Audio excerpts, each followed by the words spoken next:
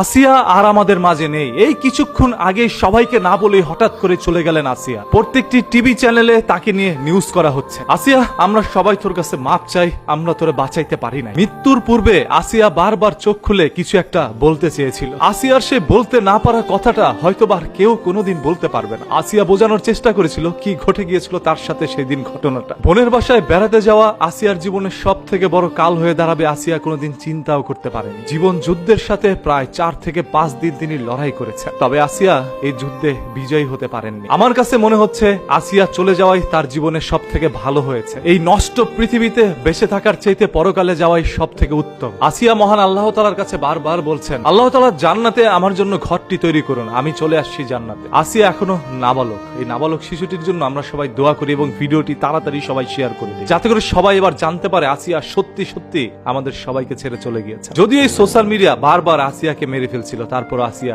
জীবিত রয়েছিল। ও বাঁচতে চেয়েছিল ভাই, ও কিছু একটা বলতে চেয়েছিল, কিছু একটা বোঝানোর চেষ্টা করেছিল। একটা বার মুখ খুলে আসিয়া কথা বলতে পারেনি। আজ পুরো মাগুরার বাসী কি জবাব দিবে মানুষকে? আজকে একজন আসিয়া চলে গিয়েছে, এরকম হাজারো হাজারো আসিয়া আমাদের দেশ থেকে চলে যাচ্ছে। এরকম শত শত আসিয়া দেশ থেকে চলে গিয়েছে। অতীতে সেই সকল নিউজগুলো আমাদের সামনে আসতো না, আর বর্তমানে নিউজগুলো আসছে, তবে ঘটনা সে আগে থেকে ঘটে আসছিল। আজকে একটি স্বাধীন দেশের মধ্যেও আমাদের মা বোনের ইজ্জত গুলো এইভাবে হরণ হচ্ছে। আজকে স্বাধীন দেশের মধ্যেও আমাদের মা বোনেরা স্বাধীনভাবে রাস্তায় বেরোতে পারছেন। বারবার পোশাকের উপরে দোষটা চাপিয়ে দিচ্ছেন। দোষ তো পোশাকের উপরে নয়, দোষ হচ্ছে আপনার দৃষ্টিভঙ্গির, আপনার মস্তিষ্কের। আপনার বিকৃত মস্তিষ্কের হাত থেকে একজন পর্দাশীল নারীও রেহাই পায়নি। মাদ্রাসায় পড়ুয়া স্টুডেন্ট মেয়েটাও কিন্তু রেহাই পায়নি। ইভেন একটি ছোট্ট ছেলেও কিন্তু এদের হাত থেকে রেহাই পায়নি, তাকেও বলৎকার করা হচ্ছে। কথিত এই সুশীল সমাজকে আমরা এখন কি বলবো? আজকে বাংলাদেশের সকল ডাক্তাররা মোটামুটি একত্র হয়ে চেষ্টা করছে, তারপরে আসিয়াকে বাঁচাইতে পারে নাই। কারণ যে কথায় আছে, রাখে আল্লাহ মারে কে। আসিয়ার ডাক চলে আসছে সেই পরকাল থেকে, সেই জান্নাত থেকে। আসিয়াকে এই দুনিয়া থেকে মুক্তি দিয়েছেন মহান আল্লাহ তাআলা। ও জান্নাতের মধ্যে সুখে থাকুক। আবারও বলছি, সবাই এই ভিডিওটি শেয়ার করে সবাই আসিয়ার জন্য দোয়া করেন। এবং সত্যি সত্যি এবার আসিয়া চলে গিয়েছে আমাদের সবাইকে কাঁদিয়ে। আমার চোখের সামনে হঠাৎ করে যখন এই নিউজটি আসলো যে আসিয়ার আমাদের মাঝে নাই, তখন আমি এটা বিশ্বাস করতে পারি নাই। আমার চোখ দিয়ে